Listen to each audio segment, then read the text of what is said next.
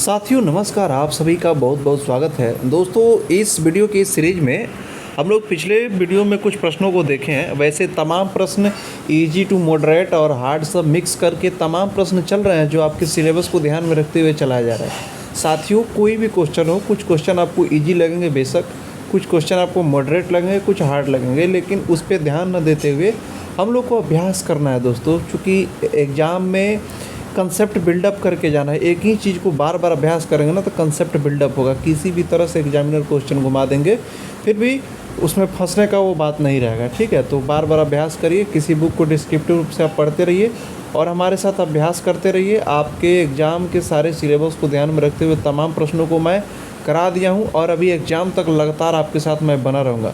तो साथियों चैनल पर नए हैं तो चैनल को सब्सक्राइब करके मुझे सपोर्ट ज़रूर करिए, ताकि आपके सपोर्ट से मुझे मोटिवेशन मिलेगा और मैं आपके लिए लगातार काम करता रहूँगा। साथियों वीडियो अच्छा लगे तो लाइक करिएगा, कमेंट में अपना विचार ज़रूर लिखिएगा। तो चलिए क्वेश्चन हम लोग देख लेते हैं। देखिए, किसी तार पर एक सिरे से 36 इंच की दूरी पर तार शाह की स्थापना की जाए तो पंचम की स्थापना कहाँ होगी, ठीक है।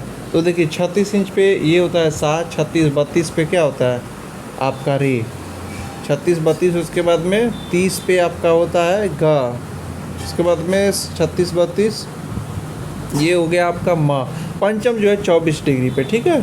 तो इस ढंग से निकालते हैं। वैसे किसी वीडियो में ये भी मैं समझा दूंगा आपको कि कैसे ये होता है, लेकिन फ़िलहाल आप लोग कुछ चीज़ें होती है कि उसको मतलब कि दिमाग में रट के भी रखना पड़ता है, क्योंकि एग्ज़ाम में बहुत वो लेंदी प्रोसेस में आपको जाने की गरज नहीं है, ज़रूरत नहीं है। तो आप बस एग्ज़ाम को क्रैक करने के चक्कर में रहें, ठीक है। तानपुरा में कितने तार होते हैं साथियों? तानपुरा में 4 तार होते हैं, सभी लोगों को पता है। तानपुरा का एक अंग तुम्बा है या किससे बना होता है? तो तुम्बा जो लौकी से बना रहता है, ठीक है। अगला क्वेश्चन देखते हैं। साथियों वीडियो अगर आपको फ्रेश नहीं दिखे तो मैं आपसे निवेदन करता हूँ कि 360 पिक्सल एटलीस्ट आप कर लीजिए, ठीक है, सेटिंग में। और मैं जूम करके, इस वीडियो में एक साथी का कमेंट आया था कि जूम करके थोड़ा सा मतलब वीडियो करने के लिए, तो मैं क्वेश्चन को जूम करके भी बना रहा हूँ। और थोड़ा सा संसाधन का कमी है दोस्तों, आप लोगों का सहयोग रहा तो धीरे धीरे वो भी ठीक हो जाएगा। तो थोड़ा सा एडजस्टमेंट वगैरह करके वीडियो का थोड़ा सा, जैसे कि आपका हर एक पिक्सल में देखने को मिलेगा भविष्य में, चूँकि मेरे पास भी संसाधन की कमी है, ठीक है। तो मैं एडजस्ट करके बनाता हूँ। अगर आप लोग का सपोर्ट रहा तो और भी बेहतर क्वालिटी में धीरे धीरे वीडियो आ जाएगा, ठीक है। जितने भी साथी हमारे STT इस बार देने वाले हैं, ठीक है, आप लोग सपोर्ट करिए। हो सकता है आपके जो BPSC TRE 4 देंगे, क्योंकि जो इस बार STT में बैठे वो तो TRE 4 ही देंगे, उस समय आपको मैं और भी डिटेल में सारे वीडियो मतलब कि थ्योरी वगैरह सब कुछ, क्वेश्चन प्रैक्टिस सब कुछ दूंगा ज़रूर। और जो साथी अभी इस बार BPSC देने वाले हैं उनके साथ मेरा शुभकामना है, सफल हो सभी।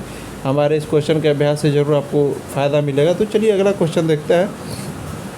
हाथी दांत के छोटे छोटे टुकड़े तानपुरे के सभी तारों में घुड़च और कील के मध्य पिराए जाते हैं, उसे क्या कहते हैं? तो मनका होता है, ठीक है।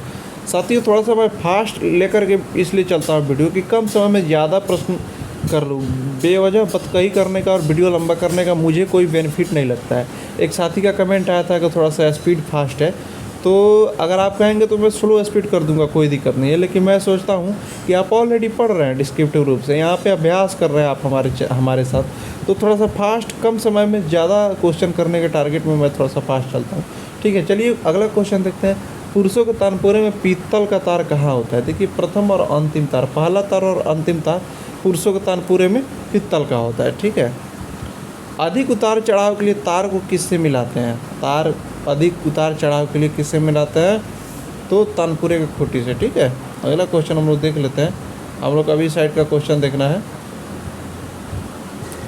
1 मिनट। हाँ, महिलाओं के तानपुरे का प्रथम तार किससे बना होता है? देखिए महिलाओं का जो तानपुरे का प्रथम तार होता है वो पीतल का होता है, ठीक है। बाकी पुरुष के समान नहीं, बाकी आपका लोहे का रहता है, ठीक है। और अगला क्वेश्चन है, मिजराब कौन से वाद्य यंत्र में आता है? तो सितार जो है ये मिजराब के से बजता है, ठीक है। अगला क्वेश्चन देखते हैं।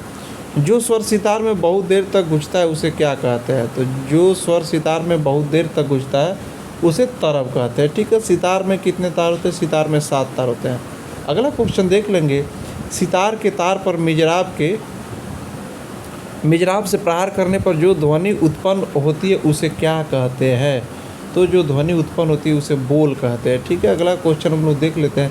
हिंदुस्तान के जाने माने सितार वादक का नाम क्या है? पंडित रविशंकर, जो भारत रत्न से सम्मानित हुए हैं। ठीक है, उनका जन्म 7 अप्रैल 1920 को बनारस में हुआ था। ठीक है, कौन से वाद्य यंत्र को तत्ववादों की जननी कहा जाता है? देखिए, सबसे प्राचीन वाद है बीड़ा। ठीक है, और यही तत्ववादों की जननी है। चलिए अगला क्वेश्चन है, सितार को बजाए जाने वाले यंत्र को क्या कहते हैं? सितार जिससे बजता है, अभी मैं बताया हूँ, मिजराब से बजता है। ठीक है, अगला क्वेश्चन हम लोग का है साथियों, इस तरफ देख लेते हैं। धातु की एक छोटी पत्ती जिससे सरोद बजाया जाता है उसे क्या कहते हैं? धातु की एक छोटी पत्ती, देखिए सरोद जवा से बजाया जाता है। ठीक है, और शहनाई जो बजता है वो पत्ती से बजता है। ठीक है, पत्ती में फूंक देते हैं, पत्ती के माध्यम से ध्वनि उत्पन्न होता है, लेकिन सरोद जो बजता है वो जवा से बजता है। ठीक है, अगला क्वेश्चन हम लोग देख लेते हैं। जिन वाद्यों में हवा से स्वर उत्पन्न होते हैं उसे क्या कहते हैं? हवा से जो स्वर उत्पन्न होते हैं बांसुरी कहते हैं, सुशीर वाद्य वैसे कहते हैं, और इसमें से चुनना था कि इसमें से कौन है। ठीक है, ये सारे चीज़ तो बेसिक क्वेश्चन भी हैं और बेसिक चीज़ भी हैं, लेकिन हम लोग को छोटे छोटे प्रश्नों में क्या होता है, कभी कभी मतलब उलझन हो जाता है, तो किसी भी प्रश्न को हल्का नहीं लेना चाहिए साथियों। हर एक प्रश्न का अभ्यास करना चाहिए, हर एक प्रश्न से कंसेप्ट बिल्डअप करना चाहिए, रिफ्रेश होते रहना चाहिए। रात के 12 बजे से लेकर दिन के 12 बजे तक के राग को क्या कहते हैं? जो रात का समय होता है ना, रात के समय उत्तरांग बोलते हैं। ठीक है, 12 बजे से लेकर दिन के 12 बजे तक। अगला क्वेश्चन है, ख्याल कितने प्रकार के होते हैं? ख्याल 2 प्रकार के, छोटा ख्याल और बड़ा ख्याल। ठीक है, अगला क्वेश्चन है, जो ख्याल धीमी लय में गाया जाता है उसे क्या कहते हैं? जो ख्याल धीमी लय में गाया जाता है उसे क्या कहते हैं साथियों? तो विलंबित लय कहते हैं। अगला क्वेश्चन देख लेंगे, राग में प्रयोग किए जाने वाले स्वरों की तालबद्ध रचना को क्या कहते हैं? तो सुरावर्त लिखा हुआ है, लेकिन सुरावर्त भी कुछ लोग बोलते हैं, सुरावर्त। ठीक है, सुरावर्त, और ये आपका सरगम गीत का ही दूसरा नाम है सुरावर्त। ठीक है, अचल स्वर किसे कहते हैं? सभी लोग जानते हैं, सा और प अचल स्वर है। ठीक है, अगला क्वेश्चन हम लोग देख लेते हैं, इस साइड का क्वेश्चन हम लोग का। 1 मिनट, थोड़ा सा आप लाइन पे बने रहें। हाँ, चलिए, जब कोई स्वर शुद्ध अवस्था से नीचे होता है उसे क्या कहते हैं? जब कोई स्वर शुद्ध अवस्था से नीचे होता है ना, तो उसे कोमल कहते हैं, और शुद्ध अवस्था से ऊपर हो तो उसे तीव्र कहते हैं। तो ध्यान में रखिएगा, बेसिक क्वेश्चन है, लेकिन बहुत ही कंसेप्चुअल क्वेश्चन है। हर तरह का प्रश्न आपको कराया गया है, मॉडरेट, इजी, हार्ड, सब मिक्सअप करके कराया गया है। एक भी वीडियो का अगर जो साथी स्किप नहीं किए होंगे, प्रत्येक वीडियो को देखे होंगे, मैं आपसे विश्वास के साथ कह सकता हूँ कि आप बहुत ही अच्छा स्कोर करने वाले हैं एग्जाम में। 12 स्वरों में से 7 मुख्य स्वरों को क्या कहते हैं? 12 स्वर में से 7 मुख्य स्वर को क्या कहते हैं? शुद्ध स्वर कहते हैं। और साथियों आप देखिएगा, जैसे कि अभी ये जो वीडियो चल रहा है, खास करके एस्टेट में इसी लेवल का क्वेश्चन आता है, और आपके बीपीएससी में भी लगभग इसी तरह के क्वेश्चन आते हैं। जितने भी क्वेश्चन अभ्यास कराए गए वो आपके काम का है, कोई भी आपके सिलेबस से बाहर का नहीं है और कोई भी फिजूल का नहीं है। सारे वीडियो को आप ज़रूर देखिएगा, कोई भी वीडियो स्किप न करिएगा। मैं आपके लिए मेहनत कर रहा हूँ, तो ये सोच करके मेहनत कर रहा हूँ कि हमारे साथ जो साथी जुड़े हुए वो हमसे लाभान्वित हो सके। तो अगला क्वेश्चन हम लोग देख लेते हैं साथियों, वह छोटे से छोटे स्वर समुदाय जिससे किसी एक राग का बोध होता है उसे क्या कहते हैं? तो देखिए, किसी भी मतलब कि राग का जो हम लोग समझेंगे, किसी स्वर समुदाय से किसी राग को अगर समझना हो कि यह कौन सा है, तो उसके स्वर समूह, जो छोटे छोटे स्वर समुदाय हैं जो हम गाते हैं, उसको क्या कहते हैं? पकड़ गाते हैं। केवल अगर हम पकड़ गा लेते हैं तो समझ में आ जाता है कि हाँ, यह किस राग का स्वर समुदाय है। ठीक है, अगला क्वेश्चन देखते हैं, यमन राग का माध्यम क्या है? यमन राग का माध्यम मतलब कि ये गलत लिखा हुआ है, मध्यम। यमन राग का मध्यम मतलब म, तो तीव्र हो जाएगा इसका। ठीक है, तीव्र म। अगला क्वेश्चन है, उपा किसने प्रचलित किया? एक्चुअली सॉरी, ये उपा नहीं, मिस टाइपिंग है, टप्पा इसका आंसर होना चाहिए। ठीक है, टप्पा किसने प्रचलित किया? तो सॉरी में आंसर हो जाएगा। ठीक है, हालांकि बोर्ड ने इसको काउंट नहीं किया है, त्रुटि हो गया है मिस टाइपिंग में।